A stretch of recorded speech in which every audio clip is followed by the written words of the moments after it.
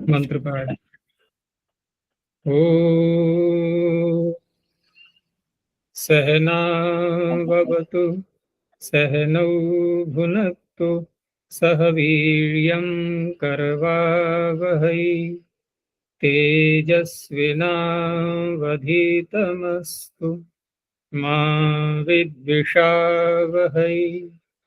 ओम शांति शांति शांति। प्रारंभिक रचनानुवाद कौमुदी की तृतीय कक्षा चलेगी आज। पीछे हमने अभ्यास पहला पूरा देख लिया था।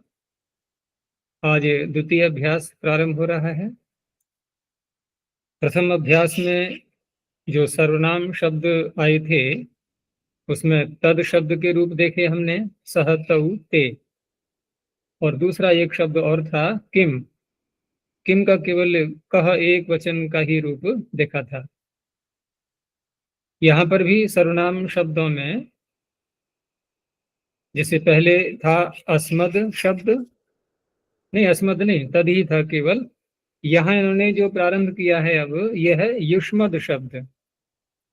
तो दूसरे अभ्यास में युष्मद है और तीसरे अभ्यास में आएगा अस्मद। युष्मद रस्मद के विषय में थोड़ा और जानकारी मैं दे रहा हूं कि अष्टाध्यायी के अंदर इन दोनों शब्दों में जितने भी रूप चलाते समय परिवर्तन होते हैं, जो भी कार्य होते हैं, उन कार्यों को बताने वाले सूत्र, वो सारे ही सूत्र इन दोनों शब्दों के लिए होते हैं। ऐसा कोई सूत्र नहीं है जो केवल युष्मद के लिए हो अथवा केवल अस्मद के लिए हो। और 3 प्रकरण ऐसे आए हुए हैं अष्टाध्यायी के अंदर जहां ये विषय उठाया गया है। ठीक है ना, 3 प्रकरणों में, 7वें अध्याय में है 2 और एक है 8वें अध्याय में। तो एक प्रकरण में तो ऐसा है कि युष्मद अस्मद के स्थान में क्या क्या आदेश होते हैं वो बताया गया। दूसरा प्रकरण एक ऐसा है कि जहां पर युष्मद अस्मद के आगे जो विभक्तियां आएंगी, सु औ जस आदि प्रत्यय, उनमें क्या क्या परिवर्तन होता है वो बताया गया। दोनों बातें आ गई समझ में। युष्मद अस्मद के स्थान में होने वाले परिवर्तन, इसका अलग प्रकरण हो गया।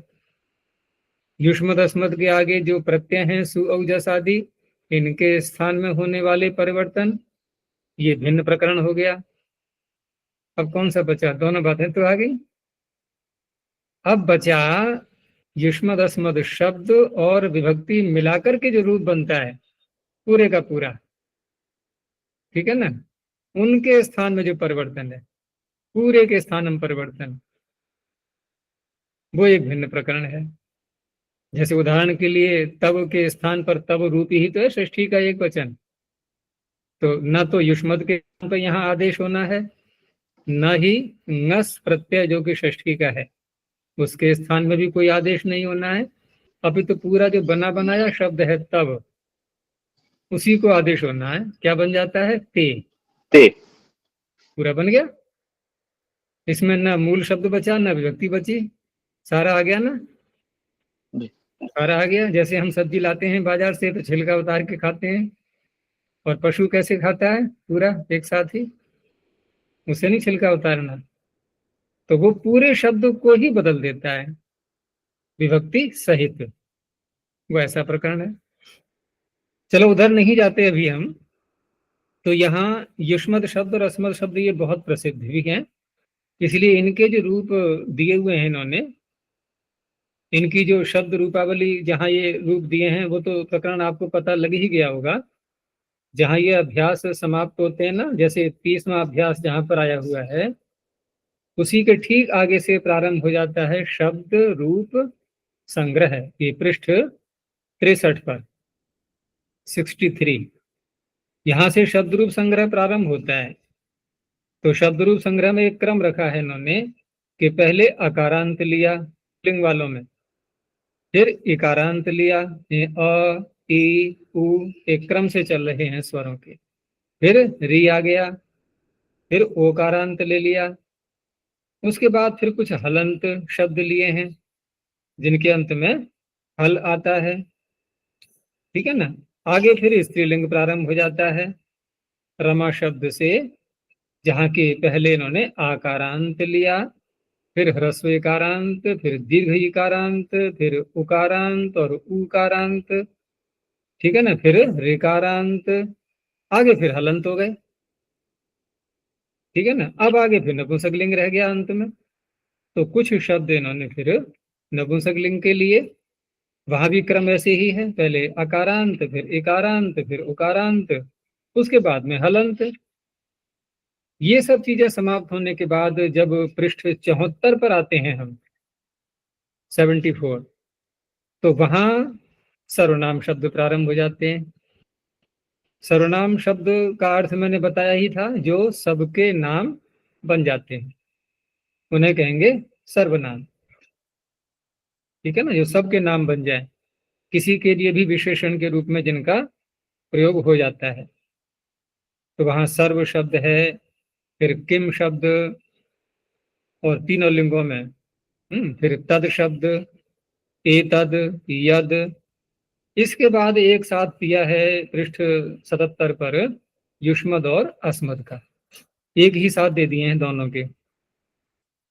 अब यहाँ पर जो आपको दिखाई देगा, तीन विभक्तियां ऐसी हैं, द्वितीया, चतुर्थी और षष्ठी। इनमें दो दो रूप दिखाई दे रहे होंगे आपको। इसी के विषय में मैं कह रहा था कि वो जो तीसरा प्रकरण है अष्टाध्यायी में, जहां विभक्ति सहित को बदल दिया जाता है पूरा परिवर्तन, ये उसी से बनते हैं दो दो रूप। हैं दोनों शुद्ध, लेकिन उनका एक नियम है प्रयोग का, कि ये जो बदला हुआ रूप होता है ना, जैसे उदाहरण के लिए युष्मत को देखें द्वितीया में, आप पृष्ठ निकाल लो उसको थोड़ा, तो जैसे हम 77 पृष्ठ पर देखें, तो द्वितीया विभक्ति में जो मूल रूप है वो तो है त्वाम युवाम युष्मान, बदला हुआ है उसका त्वा वाम वह, है दोनों शुद्ध। तो प्रश्न है कि हम कौन सा प्रयोग करेंगे। तो प्रयोग दोनों कर सकते हैं, लेकिन एक नियम है, त्वा वाम वह, इनके साथ में, बदले हुए के साथ में क्या नियम है कि ये कभी भी वाक्य के प्रारंभ में नहीं बोले जाते। अब एक वाक्य हम लेते हैं उदाहरण के रूप में, जैसे यह मेरी पुस्तक है, तो इदम मम पुस्तकम अस्ति, ठीक है ना। अब हम मम न बोल करके मैं बोलना चाह रहे हैं, तो कैसे बनेगा अब ये, इदम मे पुस्तकम अस्ति। अब यहां भी हम यदि मम को प्रारंभ में ले लें कि मम इदम पुस्तकम अस्ति, ये शुद्ध है कि अशुद्ध है। ये भी शुद्ध है, इदम मम पुस्तकम अस्ति और मम इदम पुस्तकम अस्ति, है कोई अंतर? अर्थ में कोई अंतर आएगा नहीं, क्योंकि हर शब्द अपनी विभक्ति को साथ में लिए हुए है। लेकिन यदि हम मम के स्थान पर मैं बोलना चाहेंगे, तो अब मैं को प्रारंभ में नहीं बोल सकते कि मैं इदम पुस्तकम अस्ति। प्रारंभ में एक शब्द आ जाना चाहिए पहले कोई और, उसके बाद आप मैं को कहीं भी डाल सकते हो, ठीक है ना। इदम मे पुस्तकम अस्ति, इदम पुस्तकम मे अस्ति, कहीं भी डाल लो, लेकिन मे को प्रारंभ में नहीं बोलेंगे। ऐसे ही त्वा को ले सकते हैं, ठीक है ना। तो त्वा वाम वह इत्यादि जो शब्द हैं, ये चतुर्थी में बदल जाएंगे, द्वितीया में बदल जाएंगे और षष्ठी में बदल जाएंगे। और इनका प्रयोग वेदों में तो बहुत ही होता है। उदाहरण के लिए मैंने बहुत सारे मंत्र अनेकों बार प्रसंगवश बताए हुए हैं। जैसे गायत्री मंत्र में ही यदि देखें, तो वहां पर कौन सा शब्द दिखाई दे रहा है इनमें से, जैसे भूर्भुवः स्वः तत्सवितुर्वरेण्यम भर्गो देवस्य धीमहि धियो यो नः, नः आ गया। अब देखो, नः अस्मद शब्द का द्वितीया का बहुवचन भी है, चतुर्थी का बहुवचन भी है, षष्ठी विभक्ति का भी बहुवचन है। नः दिखाई दे रहा है सबको, आ रहा है ना नः, तो यही नः है ये। विश्वानिदेव मंत्र में बताओ कहां पर है निखिल? अच्छा जी। विश्वानि देव मंत्र में ये जो परिवर्तित शब्दों में से कौन सा शब्द आ रहा है? तन नह, तन्ना, तन्ना आ गया नह। जी। तो ये नह तो बहुत ही मिलेगा, नह और वह। अब अर्थ की बात रहेगी, हम द्वितीया का अर्थ करेंगे या चतुर्थी का अर्थ करेंगे या षष्ठी का अर्थ करेंगे। अच्छा, क्या लग रहा है आपको? धियो यो नः प्रचोदयात्, यहाँ नह का अर्थ क्या समझ में आ रहा है? हम षष्ठी। द्वितीया का अर्थ बोले कि हमको, या चतुर्थी का बोले कि हमारे लिए, अथवा षष्ठी का बोले कि हमारा, हमारे, हमारी? कौन सा अच्छा लग रहा है? चतुर्थी। हैं? चतुर्थी। चतुर्थी का अर्थ हो जाएगा हमारे लिए। हाँ। तो धियो यो नः, हमारे लिए बुद्धि को प्रेरित करे, ऐसे नहीं, हमारी बुद्धियों को प्रेरित करे। षष्ठी। संबंध, संबंध षष्ठी। जी। और विश्वानि देव मंत्र में तत् नः आसुव, जो भी भद्र है वह हमें प्राप्त हो। यहाँ कौन सी व्यक्ति का संबंध दिखाई दे रहा है? षष्ठी। षष्ठी का अर्थ होगा हमारा, हमारे, हमारी, इनमें से कोई लगा के देखो। हमें, हमको, हमें का तात्पर्य हमको, ये हमको द्वितीया है, द्वितीय। कर्म है, ये कर्म। आसुव धातु का नह कर्म है, वहां द्वितीया का अर्थ हो गया।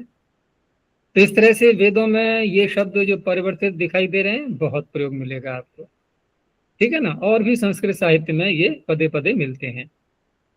तो इस तरह से ये विशेष प्रकार के शब्द हैं युष्मत् और अस्मत्, और ये सर्वनाम शब्द कहलाते हैं। तो इनके तो रूप बहुत ही कंठस्थ होने चाहिए, और जब ये कंठस्थ करना हो आपको, तो ये बदले हुए साथ में बोलना है। जैसे अगर ये सनो बंधुर जनिता। हाँ, सनो बंधुर जनिता, तो नह आ गया, फिर आ गया नह। यहाँ कौन सी व्यक्ति का दिखाई दे रहा है? नह बंधु, वह परमात्मा बंधु है। कैसा? किनका? हमारा। आ गया, षष्ठी आ गया नहीं? षष्ठी जी। षष्ठी आ गया। जी। तो इनके रूप कैसे बोलेंगे? जैसे त्वम युवाम यूयम, तो त्वाम युवाम युष्मान त्वा वाम वह, ऐसे नहीं, त्वाम त्वा युवाम वाम युष्मान वह, वो उसी के साथ जोड़ के बोलना है उसको। कंठस्थ ऐसे ही होने चाहिए, है। त्वया युवाभ्याम युष्माभि तुभ्यम ते युवाभ्याम वाम युष्मभ्यम वह, त्वत् युवाभ्याम युष्मत् तब ते युवयोः वाम युष्माकम वह, त्वयि युवयोः युष्मासु। ये तो ऐसे कंठस्थ कर लेना कि बस बिना ध्यान कहीं और है, मुख में से निकल रहे हो। कोई भी मंत्र या शब्दों के रूप या कोई भी वाक्य, कोई भजन, ये कंठस्थ किया हुआ कैसा कहलाता है? पहचान कैसे हो कंठस्थ हो गया? कैसे हो? तो पहचान ऐसी होती है कि ध्यान कहीं और है, और हमें बिल्कुल भी जोर नहीं डालना पड़ रहा है बुद्धि पर, ऐसे निकल रहा है जैसे कि कोई पानी बह रहा हो, अंदर से बाहर आ रहा हो, ठीक है ना, बहुत सरलता से। तब कहा जाता है कंठस्थ है ये। और सोच सोच के बोलना है, हम याद कर करके, वो कंठस्थ नहीं कहलाएगा। कंठस्थ का अर्थ क्या होता है? शब्द का अर्थ ही देखो, कंठ में स्थित है, बुद्धि में नहीं है हमारे। कंठ में है, यूं ही निकल रहा है, बुद्धि में होगा, चित्त में, तो हमें थोड़ा स्मृति के रूप में सोचना पड़ेगा। और देखा होगा कि मान लो संध्या हवन कर रहे हैं, मंत्र पूरे कंठस्थ हैं, अब लोग कहते हैं कि हमारा मन नहीं लगता। क्यों? क्योंकि मंत्र तो हो गए हैं याद, ठीक है ना, मन कहीं और भ्रमण कर रहा है, मंत्र मुख से निकल रहे हैं, संध्या हवन हो गया, पता चला ही नहीं, देखा अरे मन तो कहीं और ही घूमता रहा। लेकिन यदि मंत्र याद न हो, सोच सोच के बोलने पड़े, तो मन और कहीं घूम पाएगा? फिर वो मंत्र ही अटक जाएगा, फिर निकलेगा ही नहीं मुख से। तो ये कंठस्थीकरण की प्रक्रिया होती है। ऐसे ही अष्टाध्यायी होनी चाहिए, ठीक है ना। भ्रमण कर रहे हैं, पाठ चल रहा है, हो रहा है, निकल रहे हैं मुख से ऐसे ही, पता ही नहीं कब पूरा पाठ हो गया। चलो फिर आते हैं इधर को हम। तो इसमें प्रारंभ में जो शब्द दिए त्वम युवाम यूयम, तो स्पष्ट है, हमने देख ही लिया अभी, ये प्रथमा व्यक्ति के एक वचन के युष्मद के रूप में, ये अस्मद के नहीं है।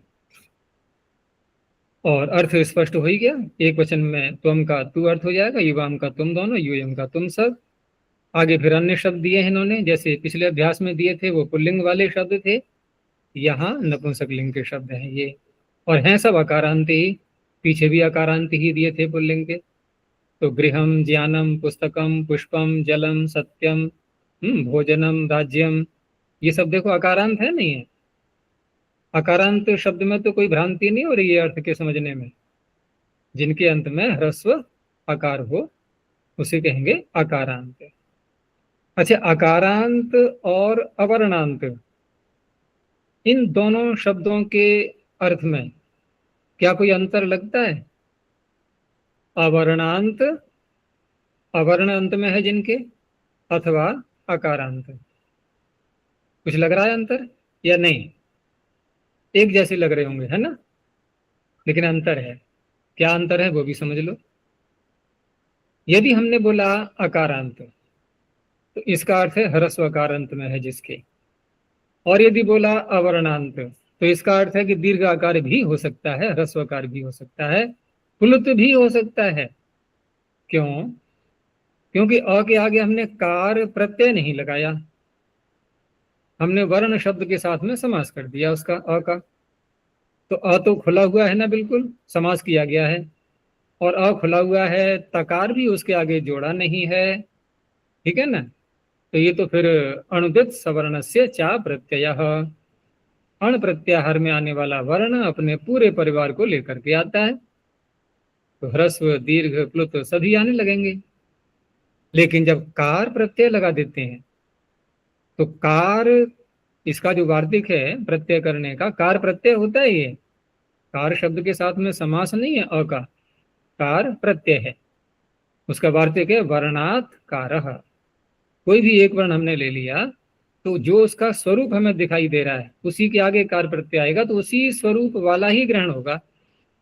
जैसे अकारांत और आकारांत, दीर्घ आ है तो आकारांत बोलेंगे, लेकिन अवर्णांत में दोनों आ जाएंगे, ह्रस्व भी आ जाएगा, दीर्घ भी आ जाएगा।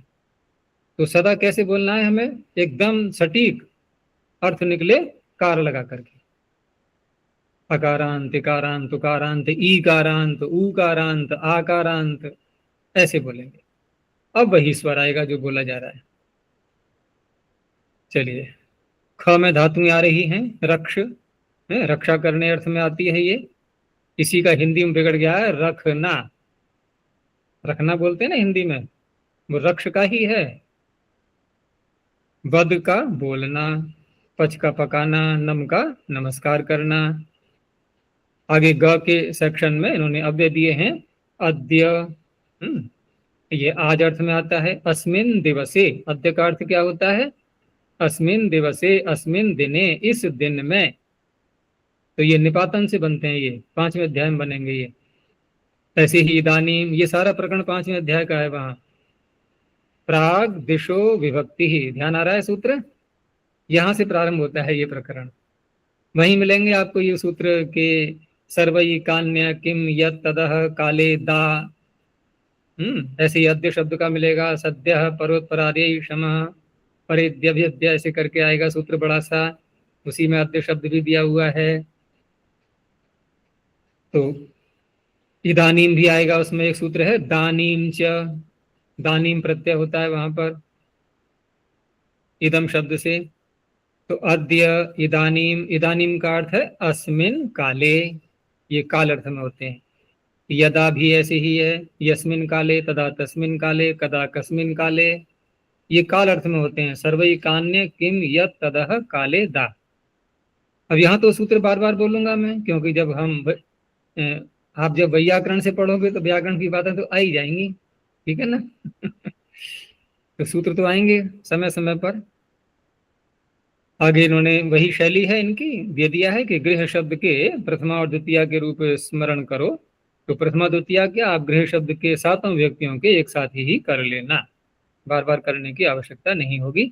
और जब गृह शब्द के याद हो जाएंगे तो जितने भी नपुंसक लिंग में अकारांत शब्द हैं उन सभी के रूप समझ लो, फिर अब कुछ भी नहीं बचेगा। अब एक याद करना है, एक प्रकार का, बस, सारे याद नहीं करने। और कहाँ कौन सी संख्या पर है, संख्या भी देते हैं साथ में, ये 26 संख्या पर वहां आएगा ये, जहां शब्दों के रूप दिए हुए हैं। आगे जो बोलते हैं ये कि शब्द के अंत में ये अम ए आनी, इस पर ध्यान मत देना, ये हम लोगों के लिए ज्यादा कोई उपयुक्त नहीं है। ये तो सामान्य जो ज्ञान जिनको लेना है, केवल जिन्हें व्याकरण से कुछ भी लेना देना नहीं है, उनको पहचान करने के लिए बता रहे हैं। हमें तो क्या बोलना है सीधा, सु औ जस अम औ शस, ये होते हैं शब्द के आगे प्रत्यय।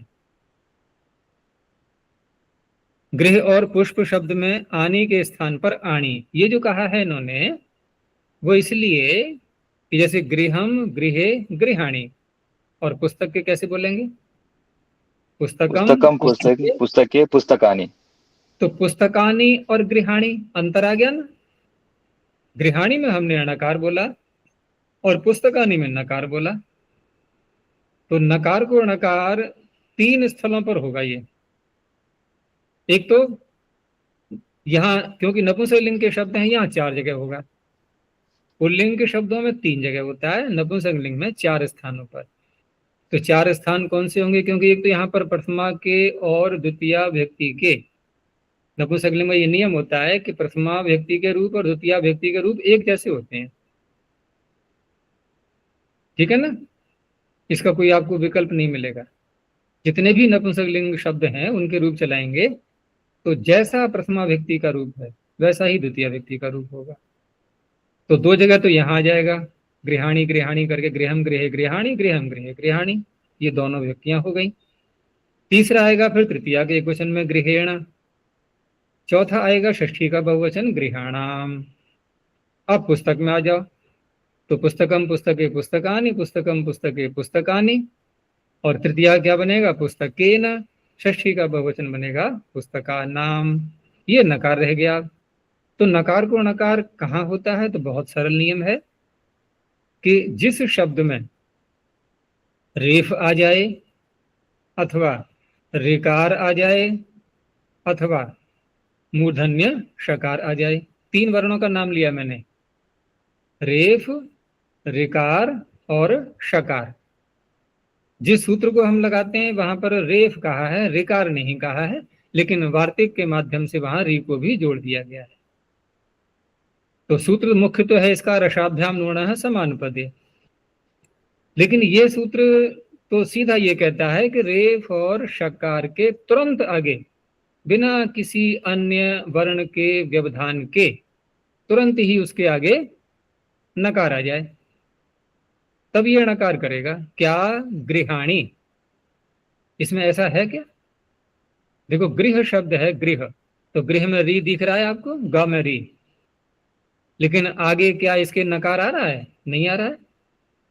री के आगे तो फिर हकार आएगा पहले, फिर हकार में आ की मात्रा लगी हुई है, उसके आगे नकार है, तो 2 वर्णों का व्यवधान तो हो गया इसमें, हो गया नहीं हो गया। अब व्यवधान किन किन का स्वीकार्य है, उसका सूत्र ठीक इसी के आगे है। बोलो क्या है, रसाभ्याम नूणः समानुपदी के आगे, यदि किसी को याद है तो। हाँ, तो व्यवाय कहते हैं व्यवधान। व्यवधान आ रहे हैं ना बीच में और वर्णों के, तो किन किन के व्यवधान स्वीकार्य हैं, तो अठ प्रत्याहार में आने वाले वर्ण आ सकते हैं, उनको छूट दे दी गई है, ठीक है ना। कवर्ग आ सकते हैं, 5 वर्ण कवर्ग, हर वर्ग में 5-5 होते हैं ना, तो कवर्ग पूरा आ सकता है, उसको छूट दे दी गई। पवर्ग को छूट दे दी गई है, ठीक है ना। अट, कवर्ग, पवर्ग, बस ये इनका व्यवधान यदि आ रहा है तो फिर न गुणा हो जाएगा। और ये संख्या में कितने भी आ सकते हैं व्यवधान के रूप में, 1 2 3 4 5, कोई भी हो, अनलिमिटेड। बस मिल जाना चाहिए हमें री, रेफ या मूर्धन्य शकार।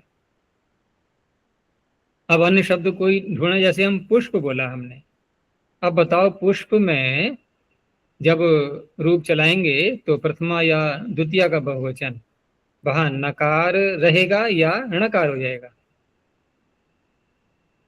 क्या लग रहा है शीर्षदी जी? नकार हो जाएगा गुरुजी। कारण वही है कि पुष्प में मूर्धन्य शकार आ गया और नकार तक पहुंचते पहुंचते 2 वर्ण बीच में व्यवधान और डाल रहे हैं। कौन कौन से, पकार और आकार। पुष्पाणी, तो पकार और आकार को स्वीकार कर लिया गया है ना, पकार आ गया पवर्ग में, आकार आ गया अट प्रत्याहार में। तो मैंने 3 बताई थे अट प्रत्याहार के वर्ण, कवर्ग और पवर्ग। ये व्यवधान यदि है इनका तो हो जाएगा, कोई अंतर नहीं पड़ेगा। ठीक है ना। अच्छा, अब मैं एक शब्द और बोलता हूं, तृण। तृण माने तिनका। इसकी यदि नपुंसकलिंग में रूप चलाएं तो क्या बनेगा प्रथमा का बहुवचन? क्या लग रहा है? तृणानि या तृणाणि? तृणानि। तृणी। तृणानि क्यों बनेगा? क्योंकि त्रि में री तो आ गया ना। जैसे गृह में व्यवधान,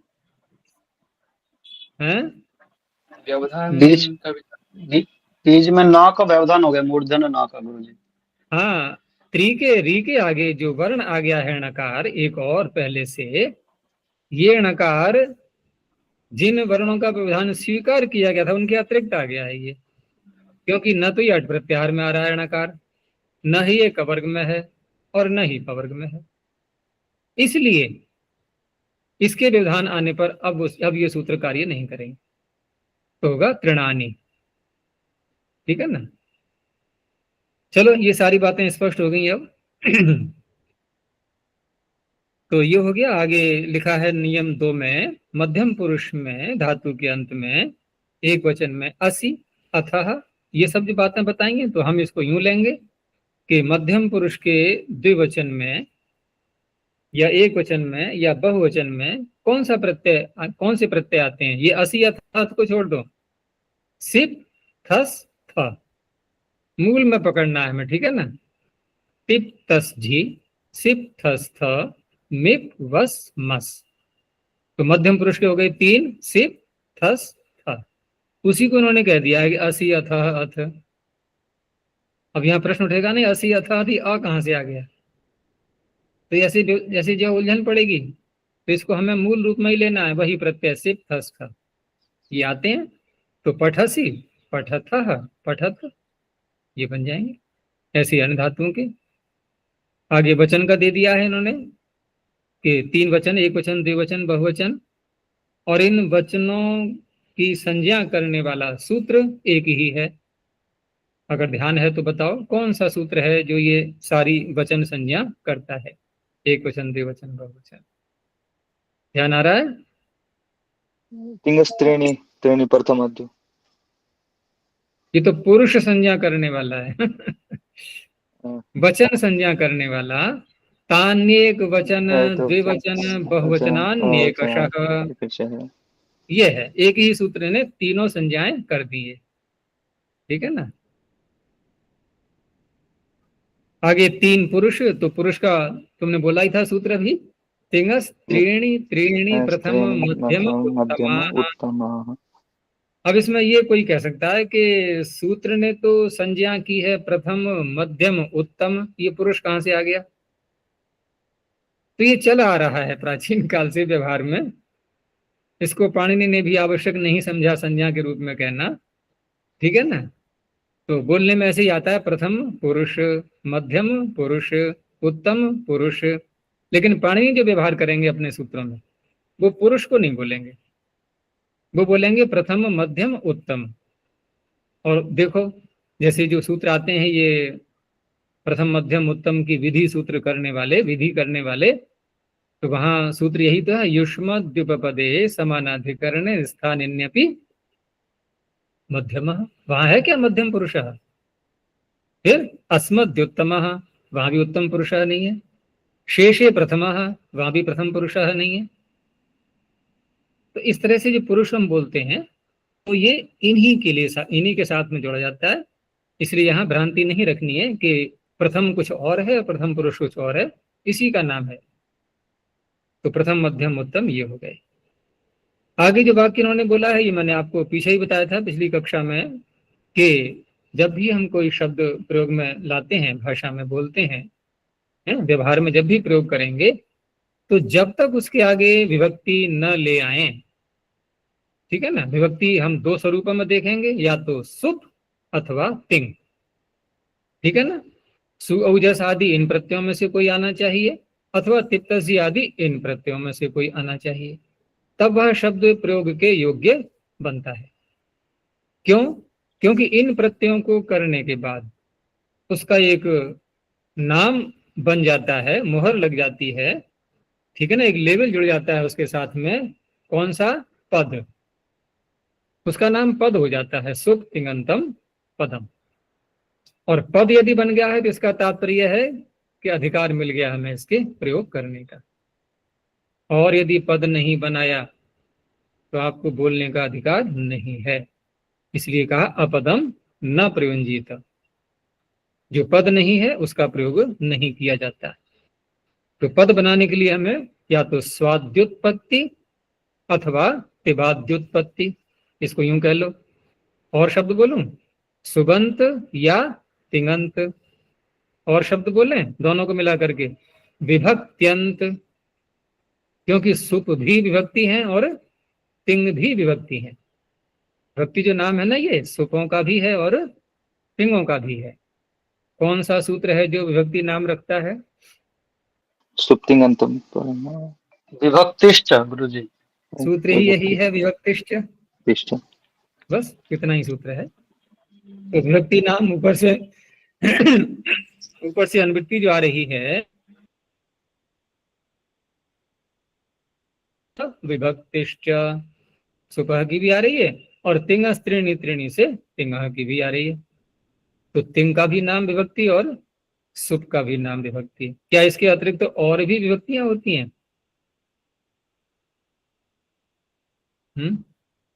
हाँ होते हैं गुरुजी कुछ और।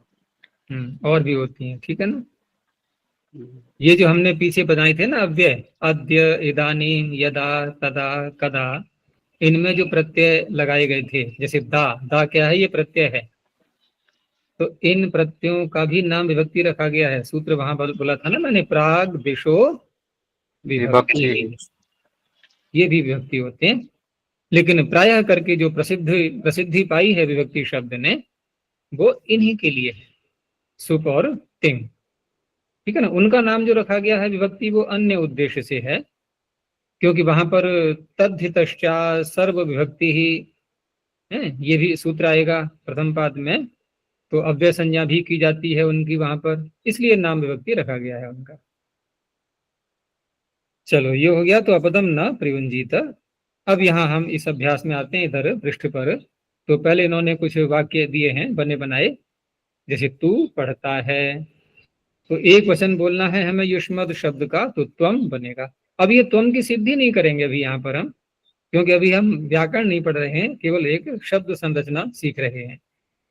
वो अलग बात है, कहीं कहीं हम व्याकरण में भी थोड़ा देख लेते हैं शब्द को, लेकिन त्वम यदि बनाने लगेंगे युष्मद से तो फिर अधिक समय लगेगा, और सूत्र भी जब बोले जाएंगे तो उनका पता भी नहीं लगेगा कि कहाँ कहाँ से बोले जा रहे हैं। तो ये तो पता लग गया हमें, त्वम, युवाम, यूयम, ये इनके रूप हैं। एक वचन का बनेगा त्वम। और वो सूत्र हमने देख ही लिया था कि युष्मद शब्द के साथ में वाक्य में यदि युष्मद शब्द का प्रयोग हो रहा है कर्ता के रूप में, तो क्रिया कौन से पुरुष में आएगी, कौन सा पुरुष आएगा उसके आगे? तो सूत्र युष्मद द्विपपदे समानाधिकरणे स्थानिन्यपि मध्यमः। अब मध्यम पुरुष का हमें अधिकार मिल गया। तो मध्यम पुरुष के प्रत्यय कौन से होते हैं? सिप, थस, थ, ठीक है ना। अब यही आएंगे, तो पठसी, पठथः, पठथ। अब वचन की बात देख लेते हैं हम कि त्वम एक वचन का है, तो एक वचन आएगा त्वम पठसी। ऐसे ही तुम दोनों पढ़ते हो तो द्विवचन आते ही फिर उधर युवाम बन जाएगा और क्रिया आएगी फिर पठथः, ठीक है ना। तुम सब पढ़ते हो तो बहुवचन में युष्मद का रूप बनेगा यूयम, और क्रिया में प्रत्यय आएगा फिर ख। बस थस में थ में अंतर क्या है? सकार नहीं है वहां, बहुवचन में सकार नहीं है, तो सकार नहीं है तो विसर्जनीय वाला भी कार्य समाप्त हो गया, तो केवल पठथ। अगले वाक्यों में उन्होंने एक कर्म और जोड़ दिया साथ में, जैसे त्वम पुस्तकम पठसी। अब ये कर्म और आ गया। ये कारकों का भी ध्यान रखना है हमें, इसमें बताना जरा, त्वम पुस्तकम पठसी में कि त्वम में कौन सा कारक है और पुस्तकम कौन सा कारक है ये?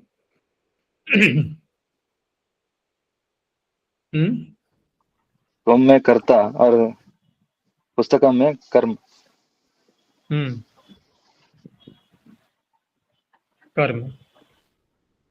देखो, जब भी किसी वाक्य का विश्लेषण हम जब करते हैं तो वहां जो प्रारंभ में मैंने बोला था कि नाम, आख्यात, उपसर्ग, निपात, इस तरह की भी शैली हमें आनी चाहिए। अगर उस शैली से हम बोलेंगे तो त्वम नाम है, पुस्तकम नाम है, पठसी आख्यात है, और न तो इसमें उपसर्ग है और न ही निपात है कोई भी। ठीक है ना। लेकिन इसमें अधिक गहराई से हम नहीं घुस पाए हैं अभी। ठीक है ना, क्योंकि अब हम अन्य प्रकार से विश्लेषण करेंगे, क्योंकि यहां पर हमने क्रिया साथ में जोड़ दी है, और क्रिया की सिद्धि में बहुत प्रकार की सहायता करने वाले शब्द होते हैं, भिन्न भिन्न प्रकार से सहायता करते हैं। समाज में भी देखो ना, कोई कार्य संपन्न होता है तो 10 व्यक्ति यदि इसमें जुड़े हुए हैं तो किसी ने कोई कार्य संभाला, किसी ने कोई संभाला, किसी ने कोई संभाला, और मिल करके पूरा एक आयोजन हो गया। ठीक इसी प्रकार से क्रिया को करने के लिए कोई किसी प्रकार से सहायता कर रहा है, कोई किसी प्रकार से सहायता कर रहा है, तो उनका जो सहायता करने का तरीका होता है भिन्न भिन्न प्रकार का, उसी के आधार पर उनकी कारक संज्ञा होती है। फिर अब जो क्रिया के करने में पूर्ण स्वतंत्र होता है वो कर्ता का नाम ले लेता है। ठीक है ना, स्वतंत्र कर्ता। और क्रिया के द्वारा कर्ता जिसको चाह रहा होता है, जो उसका ईप्सित तम है, वो फिर कर्म बन जाता है। तो पठन क्रिया के द्वारा पुस्तक को ही तो चाह रहा है कर्ता, तो पुस्तक कर्म हो गया। तो इस तरह से हम जब विश्लेषण करेंगे वाक्य का, तो वहां जितने भी शब्द आ रहे हैं क्रिया के अतिरिक्त, उनमें कोई न कोई कारक संज्ञा अवश्य होगी, अथवा वो निपात के रूप में आएंगे। निपातों में कारक नहीं देखा जाता है। ठीक है ना। और उपसर्ग तो धातु के साथ में जुड़ते ही हैं, वहां भी कारक से कोई संबंध नहीं है।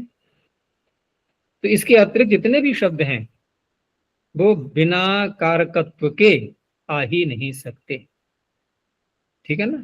तो त्वम पुस्तकम पठसी, ऐसे ही युवाम राज्यम रक्षतः। अब बड़ी सरलता से पता लग जाएगा, यहाँ युवाम कर्ता के रूप में है और राज्यम कर्म के रूप में है।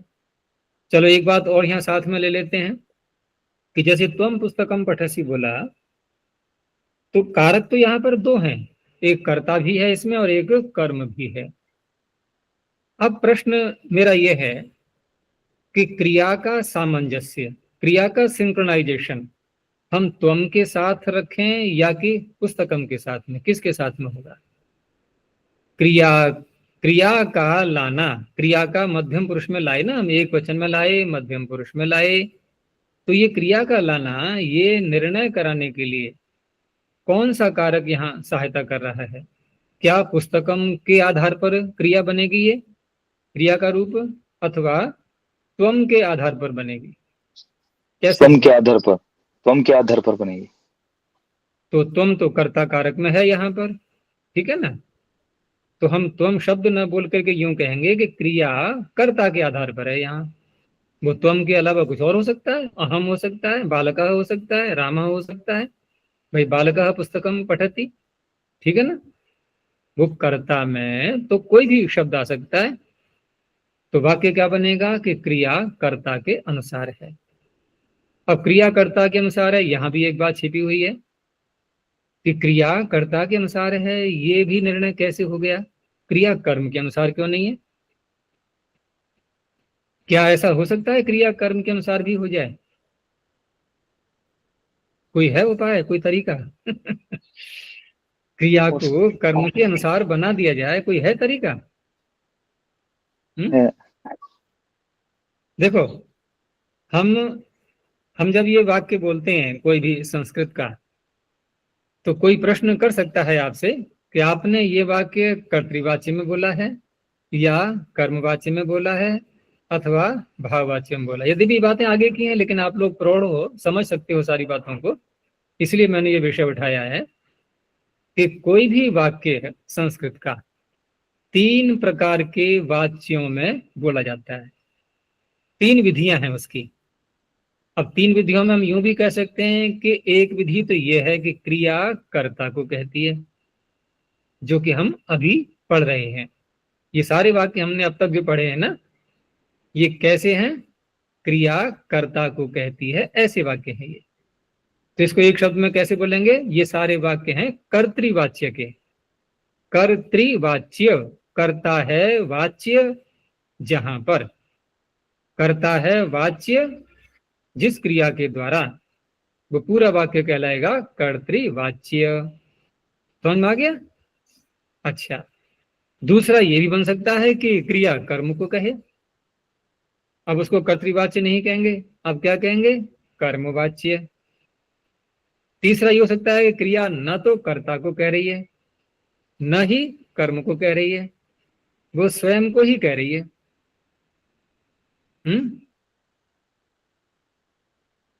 तदा दृष्टुः स्वरूपे स्वरूपे अवस्थानम। भाई, एक तो हमारी ऐसी स्थिति है व्युत्थान काल की कि हमारा संबंध औरों से रहता है, विषयों से रहता है। एक ऐसी स्थिति है कि नहीं, अपने ही स्वरूप में हम स्थित हो चुके हैं, बाहर से हमारा संबंध छूट गया है। तो क्रिया का संबंध कभी कर्ता से रहा, कभी कर्म से हुआ। अब क्या हुआ कि परेशान हो गई क्रिया, उसने सबसे संबंध अपना तोड़ दिया। अब वो कहाँ जाएगी? अब अपने ही स्वरूप में स्थित हो गई, ठीक है ना, आत्मस्थ हो चुकी है। तो ऐसी क्रिया को कहा जाता है भाववाच्य। भाव कहते हैं क्रिया के लिए। क्रिया का वाचक शब्द एक और भी है, भाव। भाव माने होना, बस क्रिया की सत्ता मात्र है, बस वो कह किसी को नहीं रही है, किसी से भी उसका संबंध नहीं है। ऐसे वाक्यों को कहा जाता है भाववाच्य, ठीक है ना। अब भाववाच्य कहा जाता है तो अब एक प्रश्न वहां उठेगा कि क्रिया में तो एकत्व द्वित्व बहुत्व होता नहीं है। जैसे कोई पका रहा है, ओदन पचती, कोई ओदन पका रहा है, तो ओदन पका रहा है, यहाँ पर ओदन का एक पकाना, दो पकाना, तीन पकाना, संख्या जोड़ सकते हैं पकाने के साथ में? क्या पकाना ही है, वो तो एक ही है, बस क्रिया तो एक ही होती है, क्रिया दो या तीन नहीं होती है। तो अब हम जब रूप चलाते हैं धातुओं के, तो एक वचन, द्विवचन, बहुवचन, फिर पुरुष भी लाते हैं, प्रथम पुरुष, मध्यम पुरुष, उत्तम पुरुष। तो भाववाच्य में क्या ये सब संभव हो पाएगा? तो भाववाच्य में ये सारा संभव नहीं हो पाता। नहीं हो पाता तो क्या होता है कि ना तो वहां हम उत्तम पुरुष का प्रयोग कर पाएंगे, क्योंकि उत्तम पुरुष का प्रयोग करने का तात्पर्य है कि क्रिया का संबंध किसी कारक से हो चुका है, और कौन किससे हो चुका? अस्मद से। तभी तो आएगा अस्मद्योत्तम। और मध्यम लाएंगे तो इसका तात्पर्य युष्मद से हो गया संबंध। लेकिन यहाँ तो बात कही जा रही है कि वो आत्मस्थ हो चुकी है, स्वरूपस्थ हो चुकी है। और प्रथम पुरुष लाएंगे तब भी प्रश्न उठेगा, किसी और शब्द से संबंध जुड़ा है युष्मद अस्मद के अतिरिक्त, तो कोई पुरुष नहीं लाएंगे तो बोलेंगे कैसे फिर क्रिया को? ठीक है ना, कोई पुरुष आ ही नहीं पा रहा है, तो क्या करें? तो उसका एक नियम बनाया गया कि ऐसी अवस्था में हमें बोलना तो है, रूप तो बोलना है, तो उत्तम पुरुष भी नहीं लाते, मध्यम पुरुष भी नहीं लाते, और प्रथम पुरुष लाते हैं, लेकिन एक वचन ही प्रयोग हो पाता है वहां। न तो द्विवचन आ सकता है, न बहुवचन आ सकता है। ये भाववाच्य की विशेषता होती है। भाववाच्य में सदा एक वचन ही होता है, ठीक है ना। अब हमें उदाहरण के लिए यहाँ इस वाक्य को यदि बदलें, त्वम पुस्तकम पठसी, अभी हमने देखा कि ये वाक्य हमने कर्तृवाच्य में बोला है, ये तो स्पष्ट हो गया ना, कर्तृवाच्य में बोला है। क्या हम इसको कर्मवाच्य में बदल सकते हैं इस वाक्य को? जैसे हिंदी में अर्थ किया हमने कि तू पुस्तक पढ़ता है, ऐसे हिंदी में बोला हमने, तो बना लिया त्वम पुस्तकम पठसी। लेकिन हिंदी में भी हम इसको बदल सकते हैं कि तेरे द्वारा पुस्तक पढ़ी जाती है, ठीक है ना। अब इसका यहां बन जाएगा त्वया पुस्तकम पठ्यते, त्वया पुस्तकम पठ्यते। अब ये ऐसे बनेगा वाक्य। अब यहां जो पठ्यते जो क्रिया आई, इसने त्वम को नहीं कहा, कर्ता को नहीं कहा, इसने कहा है कर्म को। और कर्म को कहा है, तो अब क्रिया कर्म के अनुसार होगी। ठीक है ना। अब कर्म न तो युष्मद का शब्द है, ये रूप है पुस्तकम, न ही अस्मद का रूप है पुस्तकम, ये तो शेष शब्दों में आ गया। तो शेष है प्रथम, शेष में तो प्रथम पुरुष ही आएगा ना। तो पठ्यते ये प्रथम पुरुष का ही एक वचन है, और पुस्तकम एक है तो पठ्यते। पुस्तकम दो कर दें हम, पुस्तके, तेरे द्वारा दो पुस्तकें पढ़ी जाती हैं, तो बन जाएगा पठ्येते। तेरे द्वारा बहुत पुस्तकें पढ़ी जाती हैं, पुस्तकानी, तो बोलेंगे पठ्यन्ते। हो रहा है ना कर्म से संबंध पूरा। तो इस तरह से क्रिया कर्म को कहती है तो कर्म के साथ में उसकी एक रूपता रहेगी, कर्ता को कहती है तो कर्ता के साथ एक रूपता रहेगी। अब तो सारा स्पष्ट हो गया होगा। लेकिन ये कर्म वाच्य लाना, कर्तृवाच्य लाना या भाववाच्य, ये सारा एक ही सूत्र से निर्णय हो जाता है, और इसका सूत्र है लह कर्मणि च भावे चा कर्म केभ्यः। एक ही सूत्र है ये। जिस समय हम लकार लाते हैं ना, लट लिट आदि प्रारंभ में, ये निर्णय वहीं हो जाता है पहले से।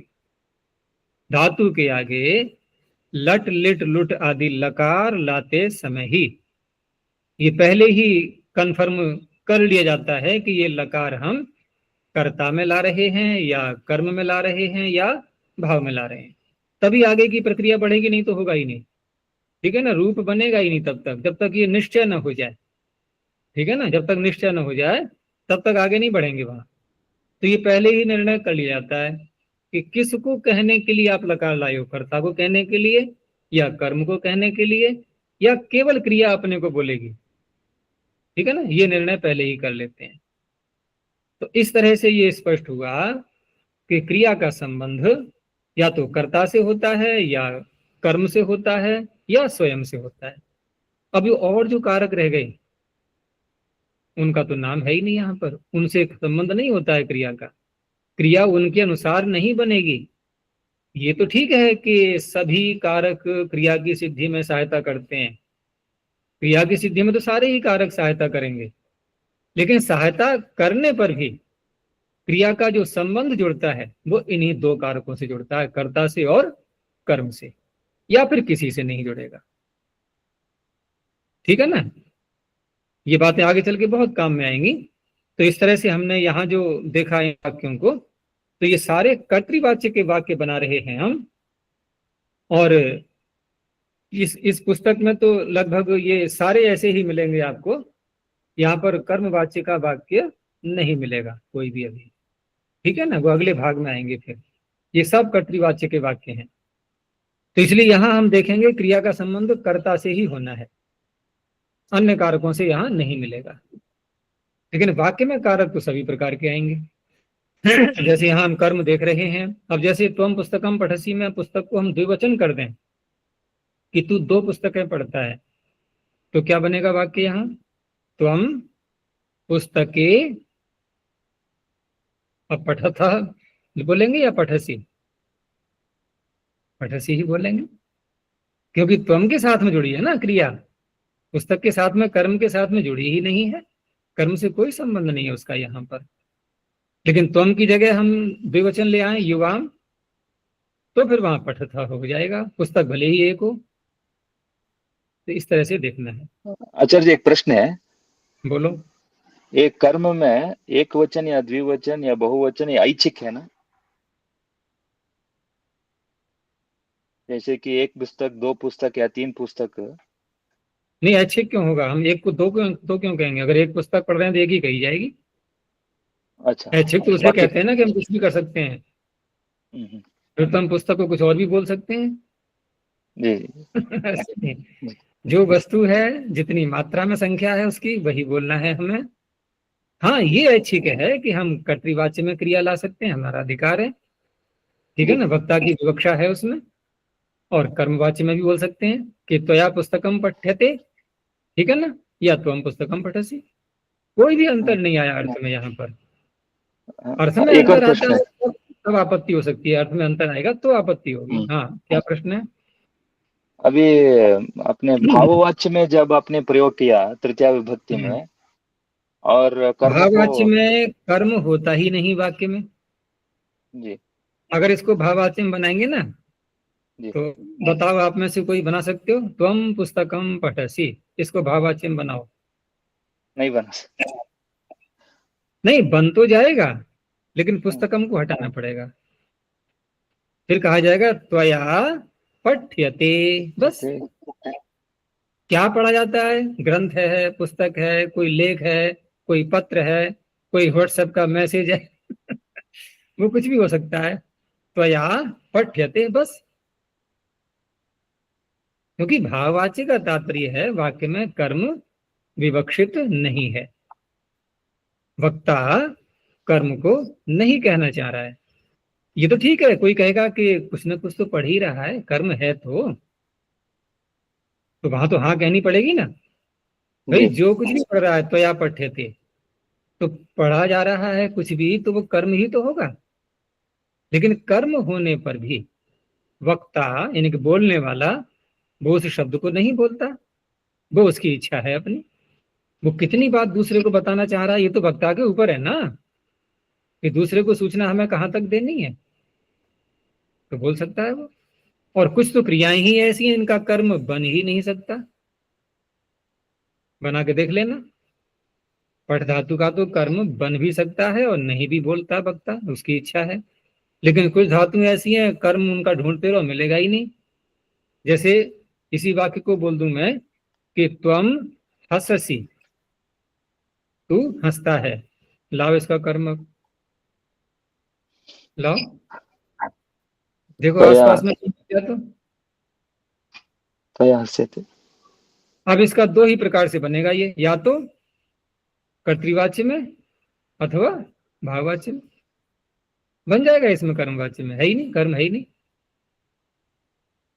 इस तरह से तो जो क्रिया, जिन क्रियाओं के कर्म बन जाते हैं वहां वक्ता की इच्छा है वो कर्म को बोले या न बोले। और जिन क्रियाओं के कर्म होते ही नहीं उनमें तो फिर विवशता है, वहां तो भाववाच्य बोलना ही होगा दूसरे पक्ष में। और कोई प्रश्न? ये स्पष्ट हो गया ना? तो त्वम पुस्तकम पठसी युवाम राज्यम रक्षथ, ये द्विवचन का हो गया। यूयम भोजनम पचथ, ये बहुवचन का हो गया। अब देखो सर्वत्र हम देख रहे हैं कि इधर कर्ता बदल रहा है वचन की दृष्टि से, उधर क्रिया बदल रही है। कर्म से कोई संबंध है ही नहीं यहाँ।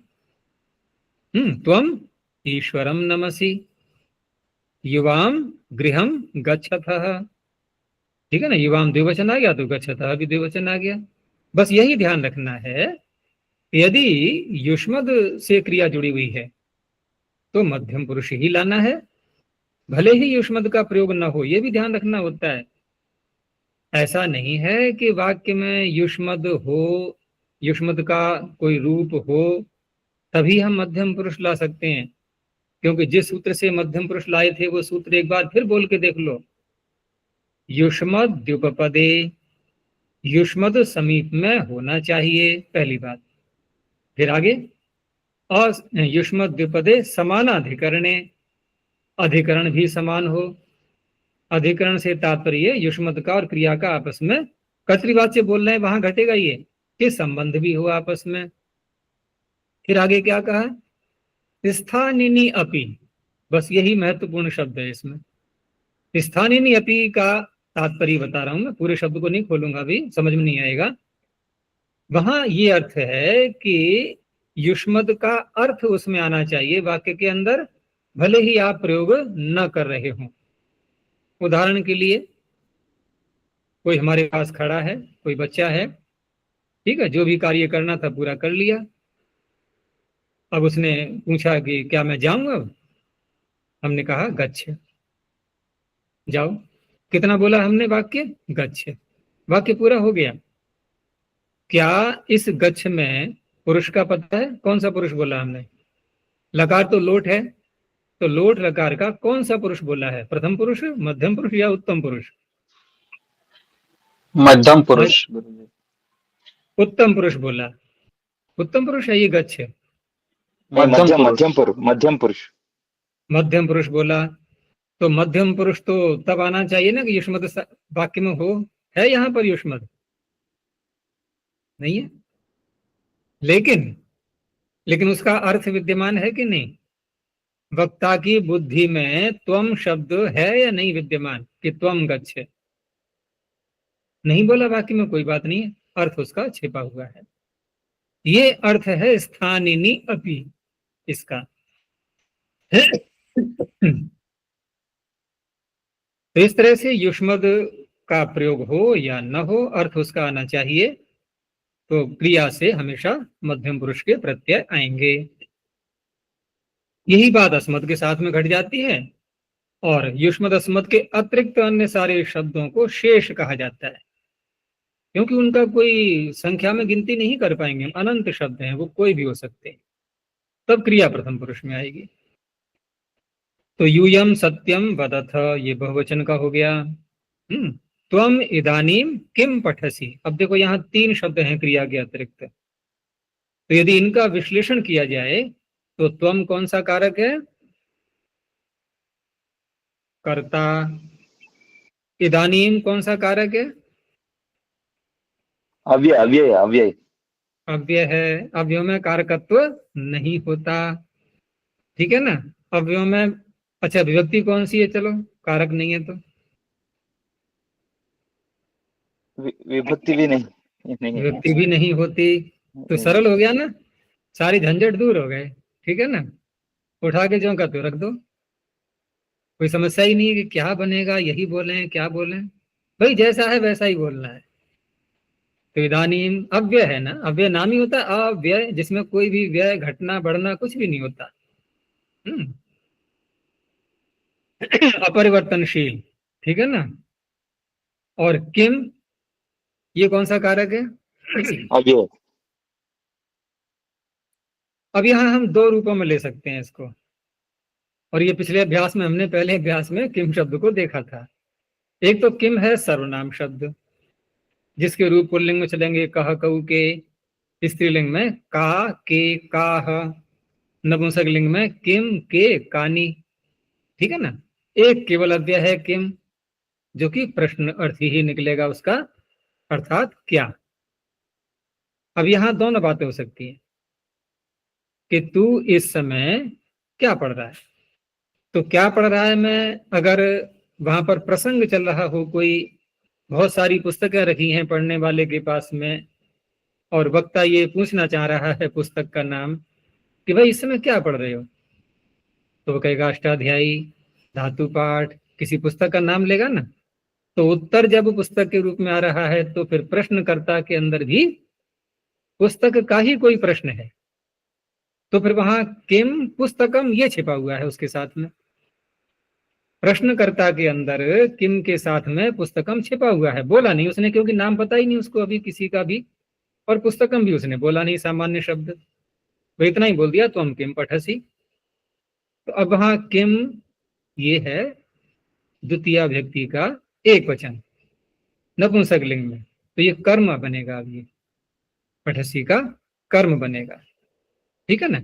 और यदि वक्ता को किसी पुस्तक आदि का कुछ भी नहीं, उसको यही नहीं पता कि ये क्या पढ़ रहा है, पुस्तक है, पत्र है, लेख है, क्या क्या वस्तु है, तो वहां पर ये प्रश्न के रूप में, अव्यय के रूप में भी आ सकता है। दोनों प्रकार से इसका अर्थ कर सकते हैं। तो वहां ये फिर कर्म नहीं कहा जाएगा इसको, अव्यय जब आएगा ना तो कोई कर्म नहीं है। तो त्वम इदानीम किम पठसी। ठीक है, फिर आगे जो वाक्य हैं ये अब कल को देखेंगे, है ना। अभी इतना ही रखते हैं, समय इतना हो गया है, बाकी फिर देखेंगे। और बहुत सारी बातें स्पष्ट हो जाएंगी धीरे धीरे, आपको बहुत कुछ स्पष्ट हो भी चुकी होंगी, और विस्तार होता रहेगा, अपने ज्ञान में निरंतर वृद्धि करते रहना है। तो आपको वाक्य इतने सरल लगेंगे कि अरे ये तो कुछ भी नहीं है, बहुत सरल है संस्कृत ये, क्योंकि मूलभूत बातें हमारे अंदर पहले आनी चाहिए, सब भाषा से जुड़ी हुई, तो एक एक करके सब आती जाएंगी धीरे धीरे।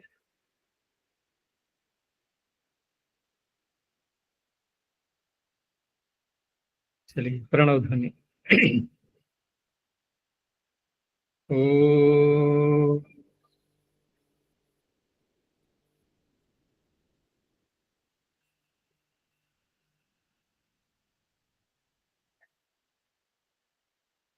ओ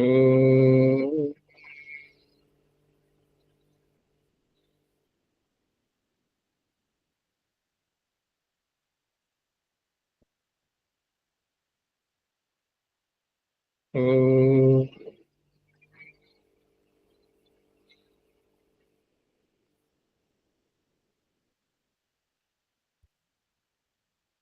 शांति शांति शांति।